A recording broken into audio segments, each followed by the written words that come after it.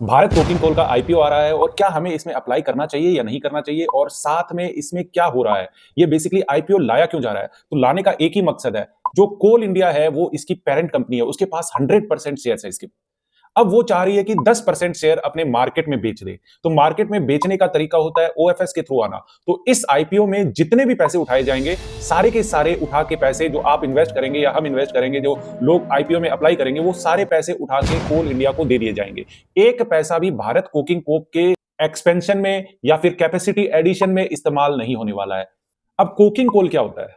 Coking coal वो कोयला होता है जिसके अंदर कार्बन कंटेंट जो होता है वो सबसे ज्यादा होता है, वो बहुत हाईएस्ट क्वालिटी का होता है। और इसमें ऐश कंटेंट, ऐश मतलब राख जो होती है ना, उसका कंटेंट कम होता है, मॉइस्चर का कंटेंट कम होता है, सल्फर का कंटेंट कम होता है। कोकिंग कोल बेसिकली है ना स्टील इंडस्ट्री के अंदर में इस्तेमाल किया जाता है। वहां पे कोक के बिना तो स्टील बनना बहुत मुश्किल है। अगर इंडिया की बात करें तो लगभग 58% जो कोकिंग कोल है वो सिर्फ यही भारत कोकिंग कोल ही प्रोड्यूस करता है। लेकिन जो हाई क्वालिटी कोकिंग कोल की जो हाई क्वालिटी होती है ना, वो इंडिया के अंदर में प्रोड्यूस नहीं होती है। वो बहुत कम मात्रा में इंडिया में प्रोड्यूस होती है। यही अगर इसी की बात कर ले भारत कोकिंग कोल की, तो 78% जो इसका कोकिंग कोल है वो बेसिकली पावर प्लांट में चला जाता है और सिर्फ 22% के आसपास ही स्टील इंडस्ट्री ये सब में कंजप्शन के लिए जाता है। तो बहुत कम कोकिंग कोल का इस्तेमाल किया जा रहा है स्टील इंडस्ट्री के अंदर में। बेसिकली बहुत ज्यादा इंपोर्ट किया जाता है स्टील इंडस्ट्री द्वारा, ताकि वो अपने स्टील के प्रोडक्शन को बढ़ा सके। तो इसका मेन जो प्रोडक्ट है उसके बारे में हमें पता चल गया। अब जान लेते हैं ये कंपनी करती क्या है। तो 1972 में ये कंपनी स्टैब्लिश हुई थी।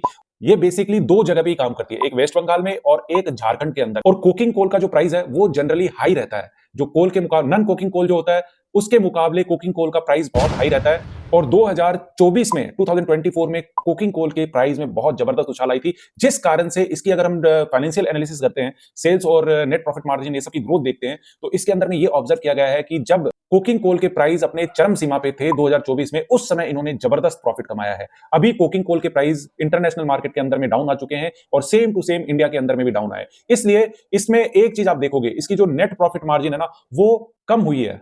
अब देख लेते हैं इसकी फाइनेंशियल एनालिसिस। तो इसकी सेल्स में जो है ना वो हमेशा कंटिन्यूअस ग्रोथ है।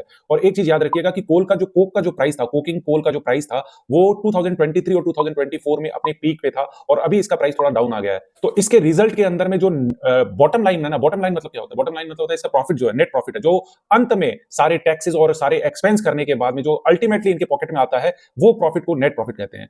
तो 2023 में सिर्फ 600 करोड़ के आसपास, 660 करोड़ के आसपास इसका नेट प्रॉफिट था।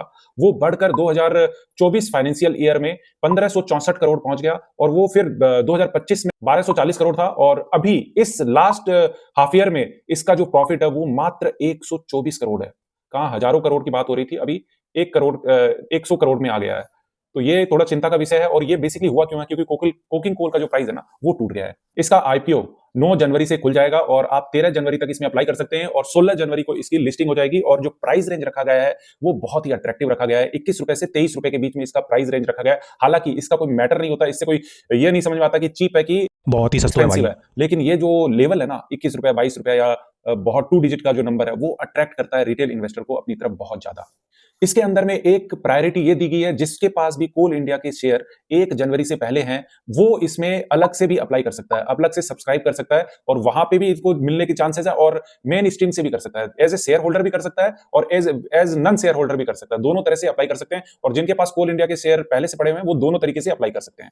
इसके पास 34 ऑपरेशन माइन है जिनके अंदर में ये काम कर रही है और अपना माल निकाल रही है।